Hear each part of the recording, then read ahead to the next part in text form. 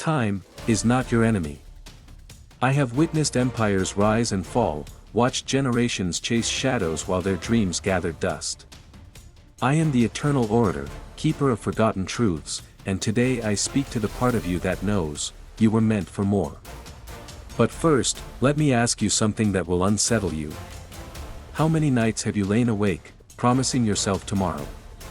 How many tomorrows have become yesterdays, carrying nothing but the weight of what you didn't do?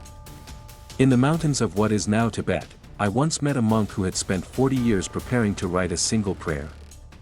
40 years. When I asked him why he waited, he smiled and whispered, "I am not yet worthy of the words." He died that winter. The prayer was never written.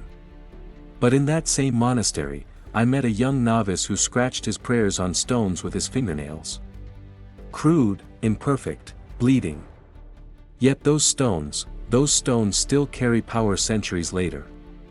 You see, perfection is the luxury of the dead. The living must work with what they have, where they are, with hearts still beating and hands still capable of creation. Let me tell you the secret that emperors paid fortunes to learn. Procrastination is not about time management. It's about pain avoidance. You delay not because you lack time, but because you fear the sting of imperfection, the vulnerability of trying, the possibility of falling short of the godlike image you've built in your mind. But here's what I've learned watching countless souls across countless ages. The pain of discipline weighs ounces. The pain of regret weighs tons. Every grain of sand that falls is a moment that will never return. And yet, each falling grain is also an opportunity. Right now. This breath. This heartbeat. This single, unrepeatable instant. I have seen merchants who waited for the perfect trade wind while their goods rotted in the harbor. Warriors who sharpened their swords until rust claimed them. Lovers who rehearsed confessions until the beloved loved another. But I have also seen magic happen in the space between intention and action.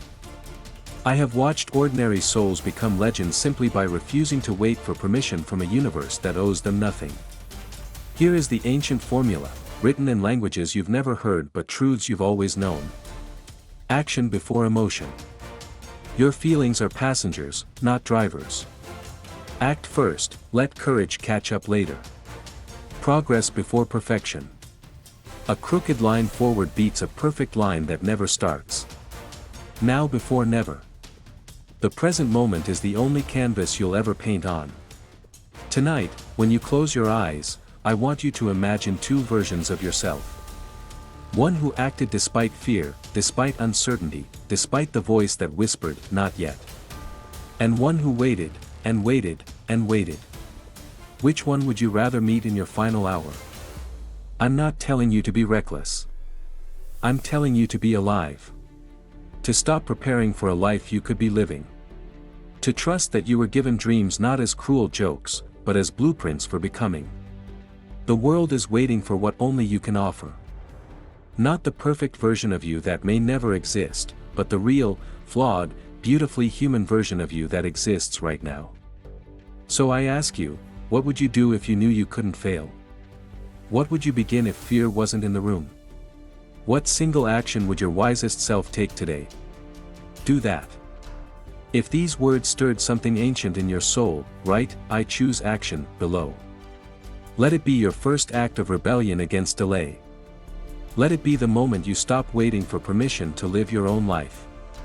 Time waits for no one. But you can choose to wait no more.